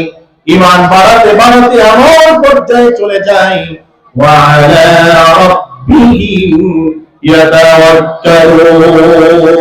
যেই ব্যক্তি কোরআন পড়েছে, কোরআন বুঝেছে, কোরআন আমল করেছে, তার ঈমানকে বাড়াতে বাড়াতে এমন একটি পর্যায়ে আমি আল্লাহ নিয়ে যাই, ওই ঈমানদার দুনিয়ার কোন শক্তিকে পরোয়া করে না। ওই ঈমানদার কোন জালিমের হুমকি ধামকিকে পরোয়া করে না। জনগণ ঠিক কিনা? আজকে আমাদের দিকে চোখ লাগায় হিন্দুস্তানের রয়ের দালালেরা। কথা বলে ঠিক কিনা? হিন্দুস্তানের রয়ের দালালেরা মুসলমানদের দিকে চোখ লাগান। তারা মুসলমানদের দিকে চোখ লাগায়া মুসলমানদেরকে ভয় দেখাতে চান। তারা জানে না এ মুসলমান শাহজালালের আওলাদ। ঠিক কিনা বলে? এ মুসলমান হচ্ছে শাহ মাহমুদের আওলাদ। এই মুসলমান হচ্ছে আল্লামা সাইদির অনুপ্রেরণিত হয়েছে। জালিমকে আমরা ক্ষমা করি না। এই দেশে দাউদের চক্রান্তরে আমরা ভয় পাই না। আমরা দেখেছি ফেরাউন এসেছেন, মুসলমানদের কিছুই করতে পারে নাই। ফেরাউন হেরে গেছে, মূসার বিজয় হয়েছে। জনগণ ঠিক কিনা? নমরুদ হেরে গেছে, ইব্রাহিম আলাইহিস সালামের বিজয় হয়েছে। ঠিক কিনা বলে? আমরা দেখেছি আবু জাহেল হেরে গেছে, বিশ্বনবী মুহাম্মদ সাল্লাল্লাহু আলাইহি ওয়াসাল্লামের বিজয় হয়েছে। আমরা দেখেছি বুশার দাপ্রভুসুরা হেরে গেছে, মুসলমানরা মধ্যপ্রাচ্যে বিজয় করেছে। ঠিক কিনা বলে? আমরা দেখেছি ব্রিটিশ হেরে গেছে, এদেশের আন্দোলন করে বিজয় হয়েছে। ঠিক কিনা বলে? আমরা দেখেছি মোদীর গোষ্ঠীর চক্র নয়, শেখ হাসিনার জালেম মোদীর দলাল আমাদের উপরে অস্ত্রোপচার করেছে। আমরা তাদেরকে ভয় পাই না। আমরা শাহজালালের উত্তরসূরি, আমরা সাইদির প্রেরণা বলছি। আমরা আল্লাহকে ছাড়া কাউকে ভয় পাই না। চোখ লাগায় লাভ নাই। এদেশে ইসলাম কায়েম হবে, কোন জালেম ঠেকাতে পারবে না।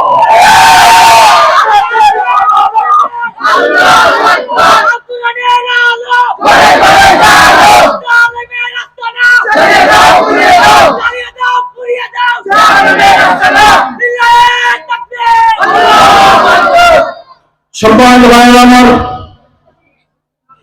বাবাজিরা আমার, কোরআনুল কারীমের বিবরণ আল্লাহ রাব্বুল আলামিন তিনি বলেছেন, ইন্না বাতশা রাব্বিকা লাশাদীদ। আল্লাহ পাক বলেন, নিশ্চয়ই আল্লাহ রাব্বুল আলামিন তিনি এমন ক্ষমতার অধিকারী যাকে পাকড়াও করে আল্লাহর হাত থেকে কেউ তাকে ছিনিয়ে নিতে পারে না। আল্লাহ যাকে ধরেন আল্লাহর হাত থেকে ছিনিয়ে নিতে পারে এমন শক্তি কারো আছে? আল্লাহর হাত থেকে ছিনিয়ে নেওয়ার মতন ক্ষমতা আসমানে জমিনে কেউই নেই। একমাত্র আল্লাহই পারেন পৃথিবীর মানুষকে রদল বদল করে দিতে। বলেন ঠিক কিনা? কোরআনুল কারীমে তো আল্লাহ পাক ঘোষণাই করে দিয়েছেন, আমি চাইলে কাউকে প্রেসিডেন্ট বানায় দিতে পারি, আবার আমি যদি ইচ্ছা করি কাউকে রাস্তার ফকির বানায় দিতে পারি। ঠিক কিনা? কোরআনুল কারীমে সূরা আলে ইমরান আল্লাহ রাব্বুল আলামিন এই কথাই সুন্দরভাবে পৃথিবীর মানুষকে জানিয়ে দিয়েছেন। আল্লাহ পাক বলছেন, আমি আল্লাহ রাব্বুল আলামিন আমি যদি চাই মানুষকে আমি প্রেসিডেন্ট বানায় দিতে পারি, সিংহাসনের মালিক বানায় দিতে পারি। আল্লাহ রাব্বুল আলামিন পৃথিবীর মানুষকে সব তাদের সামনে প্রকাশ করে দিয়েছেন। আমরা ইতিহাস দেখেছি কোন জালিম চিরস্থায়ী ভাবে থাকতে পারে নাই। যারা সত্যের উপরে অস্ত্র ধরে তাদের উপরে আমরা নিজে অস্ত্র ধরে। ঠিক কিনা? যারা সত্যের বিরুদ্ধে অস্ত্র ধরে আল্লাহ তাদের উপরে অস্ত্র ধরে। এটা কার কথা? জনগণের কার কথা? আল্লাহ। কোরআনুল কারীমে আল্লাহ রাব্বুল আলামিন বলেছেন,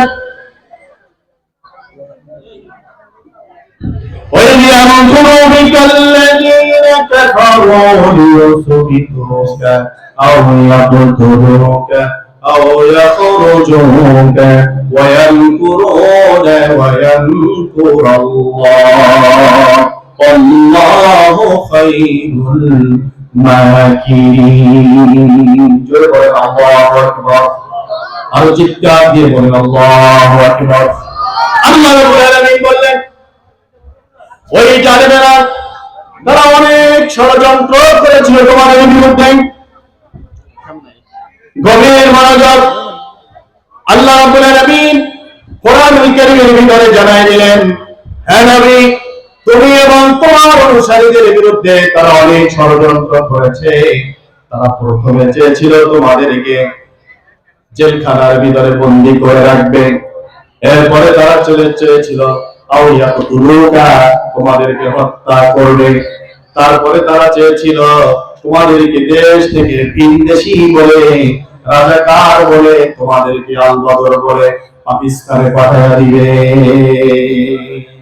আল্লাহ রাব্বুল আলামিন বলেন, আও ইয়াকতুলুকা আও ইয়াখরুজুকা ওয়া ইয়ামকুরুনা ওয়া ইয়ামকুরুল্লাহ ওয়াল্লাহু খায়রুল মাকিরিন। আল্লাহ রাব্বুল আলামিন খুব সুন্দরভাবে বুঝিয়ে দিয়েছেন। হে রাসূল, তারা চেয়েছিল আপনাকে, আপনার অনুসারীদেরকে তারা জেলখানার ভিতরে ঢুকাবে। আল্লাহ রাসূলকে তারা জেলখানায় ঢুকাইছিল কিনা? ঢুকাইছে।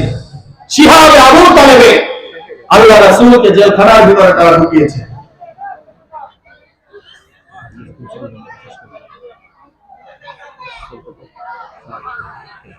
আমার ভাইজান,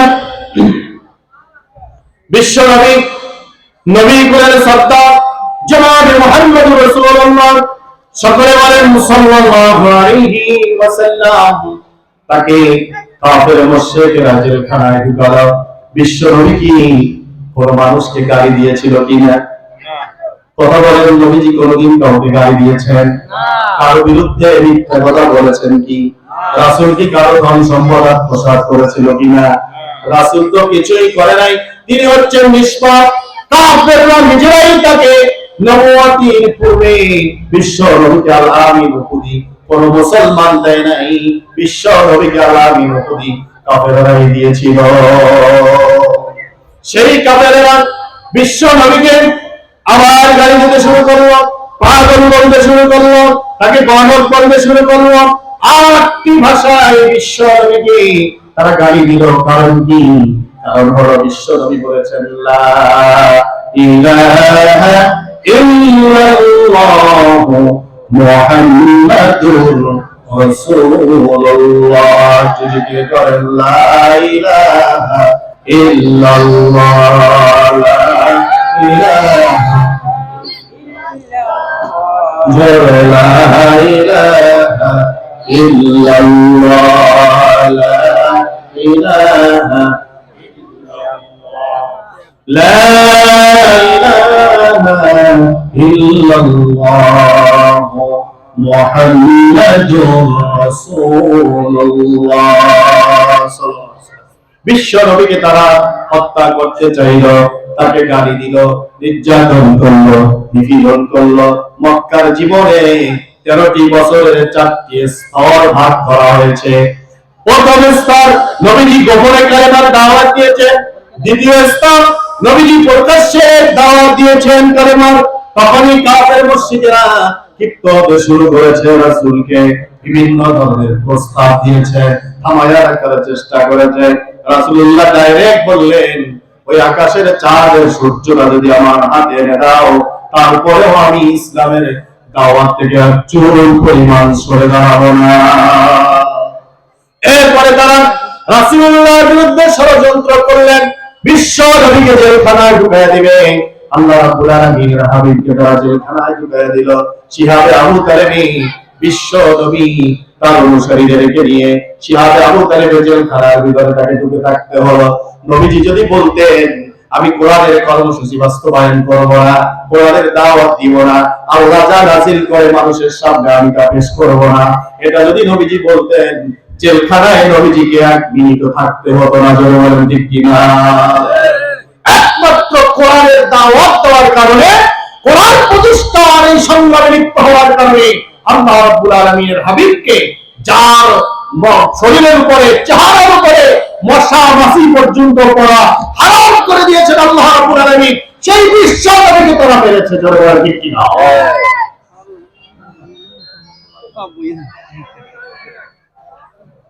শুকর আল্লাহ রাব্বুল আলামিনের হাবিবকে শুধু একমাত্র কালেমাকে বাস্তবায়ন করা, এইটা কাফেররাই কালেমার অর্থ বুঝেছে। লা ইলাহা ইল্লাল্লাহ, আল্লাহ ছাড়া কোনো মাবুদ নাই, আইনদাতা নাই, বিচারদাতা নাই, শাসনকর্তা নাই, লালনকর্তা নাই, হুকুমদাতা নাই, আল্লাহ ছাড়া কেউ নাই। এইটাই যদি সঠিক হয়, আল্লাহ ছাড়া বিধানদাতা যদি কেউ না থাকে, আল্লাহ ছাড়া আইনদাতা যদি কেউ না থাকে, তাহলে আমি আবু জাহেলের কাজটাকে আমি কি দিয়ে শাসন করব? আল্লাহর বিধান তো আমার কাছে নাই, আল্লাহর বিধান তো মুহাম্মাদের কাছে। তাহলে আল্লাহর বিধান মুহাম্মাদের কাছে যদি হয়, আর তার দাওয়াত যদি বাস্তবায়ন হয়ে যায়, সব মানুষ যদি মুসলমান হয়ে যায়, তাহলে আল্লাহর বিধান দিয়ে তো আমি দেশ চালাতে পারবো না, আল্লাহর বিধান দিয়ে তো মুহাম্মাদ দেশ চালাবে। এটা কি করে মেনে নেওয়া যায়? অতএব আল্লাহর বিধান কি আমি বুঝি না, মুহাম্মাদকে দমায় দাও, জেলখানায় ঢুকিয়ে দাও, আটকায়া রাখো, যাতে কালেমার দাওয়াত দিতে না পারে, আল্লাহর বিধান যাতে বাস্তবায়ন হতে না পারে। যতদিন জেলখানায় থাকবে ততদিন আমার বিধান চলবে। ঠিক কিনা বলেন? এই ষড়যন্ত্র আজকে নতুন নয়। আজকে তো আমরা দেখি আবু জাহেলের নাতি পুতিরা, তারা বিশ্ব নবী মুহাম্মদ রাসূলুল্লাহ সাল্লাল্লাহু আলাইহি সাল্লামের উপরে যেভাবে আবু জাহেল নির্যাতন করেছিল, আজকে আমরা দেখি সেই একই ভাবে আবু জাহেলের নাতি পুতিরা বিশ্বের সব জায়গায় আমরা দেখতে পাই। তারা আলেম ওলামা যারা কোরআনের কথা বলে, কোরআনের দাওয়াত দেয়, কোরআন প্রতিষ্ঠা করতে চায়, কালেমাকে প্রতিষ্ঠা করতে চায়, তাওহীদ প্রতিষ্ঠা করতে চায়, আল্লাহর শরিয়ার বিধান দিয়ে দেশ চালাতে চায়, ওই সমস্ত মানুষদেরকে ধরে ধরে জেলখানায় ঢুকিয়ে দিয়েছে। করে নাই? করে নাই? তবে এখনকার জেলখানার সেই সময় জেলখানা ছিল ভিন্ন। এখনকার জেলখানায় আরামে থাকা যায়, টিভি দেখা যায়, মোবাইলে সপ্তাহে একবার বাড়িতে কথা বলা যায়, বেশি টাকা দিয়ে ক্যান্টিনে ভালো ভালো খাবার খাওয়া যায়। আর তৎকালীন সময়ে আবু জাহেল আইন করলো, বিশ্ব নবী সহ তার অনুসারীদেরকে শিহাবে আমতালে ঢুকাইয়া দিল। ওই জেলখানাটা ছিল চারদিকে পাহাড়, উপরে ফাঁকা, বৃষ্টি পরে, রৌদ্র আসে, বালুর ঝড় হয়, সব কিছু তাদেরকে সহ্য করতে হয়। জেলখানার ভিতরে আত্মীয় স্বজনের কোনো পার্সোনাল খাওয়াও যেতে দিত না। ফলে তারা ইসলাম অনুসারীরা, নবী এবং নবীর সাহাবায়ে কেরাম তার অনুসারীরা গাছের পাতা খেয়েছেন, গাছের ছাল খেয়ে খেয়ে তারা ওখানে জেলখানার ভিতরে সময় কাটিয়েছেন। তাদের বাথরুম গুলো পায়খানা ছাগলের এলাকির মতো তাদের বাথরুম হয়ে গেছে, শুকায়া গেছে সমস্ত মানুষগুলো। এত কষ্ট পাওয়ার পরেও তারা ইসলাম থেকে, ঈমান থেকে এক চুল পরিমাণও সরে দাঁড়ায় নাই। সুবহানাল্লাহ। কি টাটকা ঈমান ছিল! আর আজকের মুসলমানদের ঈমান টাকায় বিক্রি হয়ে যায়। কথা বলেন? টাকায় বিক্রি হয়ে যায়। অনেক আলেম ইসলামী আন্দোলনের বিরুদ্ধে ফতোয়া দিয়েছে, আর এখন দালালি করতে চায়। ঠিক কিনা বলেন? বাংলাদেশের যতগুলো মুনাফিকের সর্দার ছিল, বাংলাদেশের যতগুলো জালেম ছিল, বাংলাদেশের যতগুলো ওই আব্দুল্লাহ বিন উবাইয়ের অনুসারী ছিল, তার ভিতরে প্রথম লাইনের একজন ছিল সাতকারিয়ার আলেম নামের জালেম, মাহফিল ঠিক মতো হতে দেয় নাই, ইসলামী আন্দোলনের কর্মীদেরকে প্রশাসনকে নির্দেশ দিয়ে তাদেরকে জেলখানায় ঢুকিয়েছে। নাম জানেন আপনারা? নাম জানেন? এখন সে কোথায়? ইন্না বাতশা রাব্বিকা লাশাদীদ। সে আল্লাহর চাইতে ক্ষমতাশীল আর কে আছে? আল্লাহ যাকে ধরেন, আল্লাহর হাত থেকে কেউ তাকে ছাড়া নিতে পারে না। অনেক কষ্ট দিয়েছে, অনেক। আমি পর্যন্ত অনেক মাহফিল করতে পারি নাই, বিদেশি মানুষ আপনাদের দেশে থাকি ইসলামী আন্দোলনের স্বার্থে। কিন্তু প্র্যাকটিক্যালি আমরা আব্দুল্লাহ বিন উবাইকে দেখি নাই তো। আল্লাহ রাসূলকে বলছেন, রাসূল আপনার সাথে আসি। আবার কাফেরদেরকে গিয়ে বলেছেন, আমি তো আসলে তোমাদের বন্ধু। মুহাম্মদ তার অনুসারীরা যা কিছু তাদের সুরায় পরামর্শ করে, ওখানে থেকে আমি আস্তে করে তোমাদের কাছে সব ট্রান্সফার করে দিব, কোনো চিন্তা করবা না, আমাকে ওদের সাথে থাকতে দাও। আল্লাহ রাব্বুল আলামিন আব্দুল্লাহ বিন উবাই সম্পর্কে সূরা তাওবা আয়াত নাযিল করে দিয়ে জানিয়ে দিয়েছেন, হে রাসূল 70 বার যদি তার জানাজা নামাজ আপনি পড়েন, তারপরেও আমি তা গ্রহণ করব না। কোরআনের বিরুদ্ধে গেছে, আল্লাহ কত নারাজ হয়েছে। কোরআনের বিরুদ্ধে তার কর্মসূচি ছিল। মনে মনে আব্দুল্লাহ বিন উবাই চেয়েছিল কোরআন যাতে প্রতিষ্ঠা না হোক। এরকম মুসলমান আছে না নাই? আপনি মুসলমান, ঈমান এনেছেন, বলেছেন আল্লাহকে স্বীকার করি, কোরআন মানি, কোরআনের উপর ঈমান এনেছেন, পরকালের উপর ঈমান এনেছেন, ফেরেশতার উপর ঈমান এনেছেন, সমস্ত নবী রাসূলদের উপর ঈমান এনেছেন, আর আপনি ধর্ম নিরপেক্ষ করবেন, জাতীয়তাবাদ করবেন, হারাম জয় করবেন। আপনি কোনদিন পাক্কা মুসলমান হতে পারেন না, অসম্ভব। মুসলমান তাহলে হবেন গোটা কোরআন যখন আপনি বাস্তবায়ন করার পক্ষে ভূমিকা রাখবেন। আমার কথা বুঝতে পেরেছেন? কষ্ট পাইলেন না বাবাজিরা, আমার কষ্ট পাইলে আমাকে মাফ করে দিবেন। এইটা বলার জন্য আমাকে কেউ টাকা দেয় না, এই পথে চলার জন্য আমাকে কেউ অর্থ দেয় না, এই পথে চলার জন্য, এই কথা বলার জন্য আমাদেরকে কেউ এক কাপ চা খাওয়ায় না।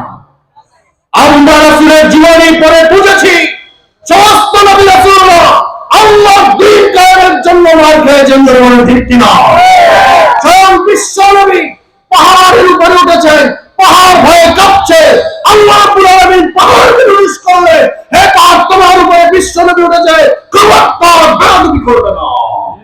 সেই নবীর গায়ে পাথর মেরেছেন, আল্লাহ সহ্য করেছেন। সেই নবী গায়ে মার খেয়েছেন, আল্লাহ সহ্য করেছেন। সেই নবী 3 বছর 3.5 বছর সিয়ারা অবতরণের জেল কেটেছেন, আল্লাহ সহ্য করেছেন। সেই নবী ওদের ময়দানে দমদার মুবারক শহীদ হয়েছেন, লোহার হেলমেট মাথায় ঢুকেছেন, আল্লাহ সহ্য করেছেন। দিনের খাতিরে, ইসলামের খাতিরে নবী শিক্ষা দিয়েছেন, সমস্ত উম্মতে মুহাম্মাদিয়া ইয়াউমিল কিয়ামা, কিয়ামত পর্যন্ত সমস্ত উম্মতে মুহাম্মাদিকে কোরআন প্রতিষ্ঠার জন্য নবীদের মতন, সাহাবীদের মতন জেল কাটতে হবে, মিথ্যা মামলা খেতে হবে, নির্যাতন হতে হবে, বডিগার্ড চাপতে হবে, পাখির রশি দিয়ে গলায় ঝুলতে হবে। তারপরে আল্লাহ রাব্বুল আলামিন ইসলাম কায়েম করে দিবে। এমনি এমনি হবে না, এমনি এমনি হয় নাই, হবেও। 13 বছর নির্যাতিত হওয়ার পর আল্লাহ ইসলাম কায়েম করে দিয়েছে, ঠিক কিনা? কোরআনুল কারীমে আল্লাহ বলছেন, নবীজি আপনাকে জেলখানায় ঢুকাবে ওই কাফের আবু জাহেলের নেতৃত্বে তার মন্ত্রীরা, উতবা, শাইবা, মুগীরা, সঙ্গে ছিল ইবলিস। তাদেরকে নিয়ে তাদের সংসদ ভবন দারুন নাদওয়ায় জরুরি বৈঠক বসেছে। আপনাকে তা আপনার অনুসারীদেরকে দেশ থেকে তাড়ায় দিবে, ষড়যন্ত্র করছে, ইউসবিতুকা, জেলখানায় ঢুকাবে, আও ইয়াকতুলুকা, আপনাকে হত্যা করবে, আও ইয়াখরুজুকা, আপনাকে দেশদ্রোহী বলে, দেশের আইনের বিরুদ্ধে কথা বলেছেন, দেশদ্রোহী বলে আপনাকে দেশ থেকে তাড়ায় দিবে। কোরআনের সাথে, এই আয়াতের সাথে বর্তমান যে সময়টা আমরা পার করেছি মিল আছে না নাই? আছে না নাই?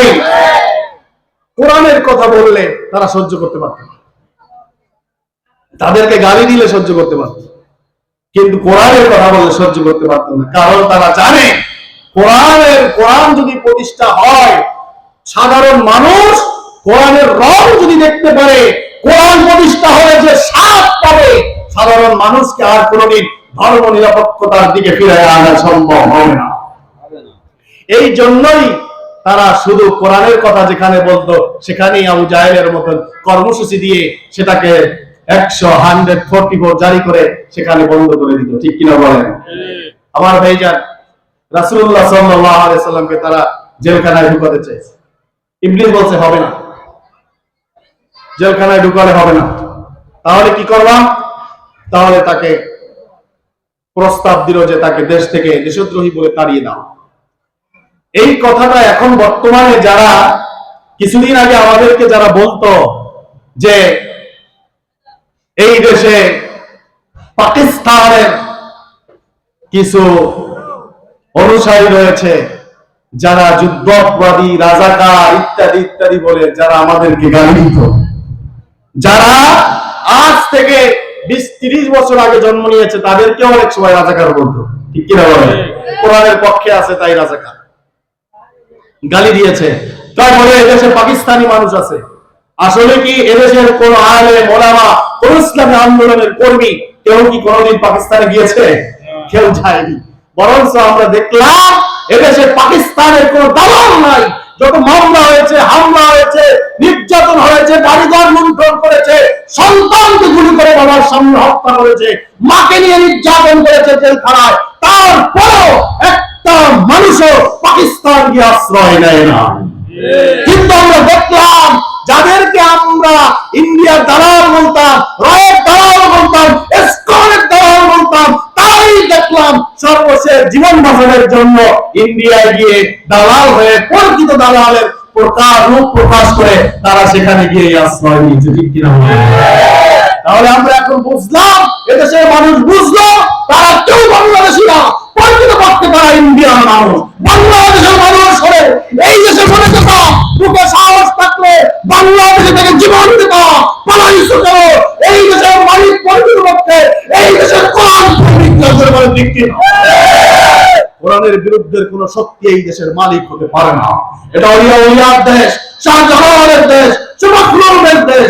এই দেশের মানুষ ফাঁসির কাষ্টে ঝুলেছে, কিন্তু কোন জালিমের কাছে প্রাণ ভিক্ষা চায় না। তাহলে প্রকাশ হয়ে গেছে। আমার ভাইজান, আরেকটু সামনে গিয়ে শেষ করে দিব, ধৈর্য ধারণ করে বসেন। আল্লাহ রাব্বুল আলামিন তার হাবিবকে কষ্ট দিয়েছেন, আল্লাহ পাক সহ্য করেছেন। দারুল নাদওয়ায় চূড়ান্ত সিদ্ধান্ত হলো বিশ্ব নবীকে তারা হত্যা করলেন। এরপরে আবু জাহেল নির্দেশ দিল, তাহলে সমস্ত গোত্র থেকে এক একজন যুবক চলে আসবে, শক্তিশালী, তরবারি চালাতে পারে এমন পারদর্শী শক্তিশালী এক একজন যুবক আসতে হবে। সবাই অংশগ্রহণ করবে। বিশ্ব নবীকে মুহাম্মদকে আজকে রাত্রি খতম করে দিতে হবে, যাতে করে ইসলামের কথা কেউ না বলতে পারে, ইসলামের সপক্ষে কেউ নেতৃত্ব দিতে না পারে। জালেমদের টার্গেট কিন্তু ইসলাম না, জালেমদের টার্গেট হচ্ছে ইসলামের পক্ষে যারা নেতৃত্ব দেয়।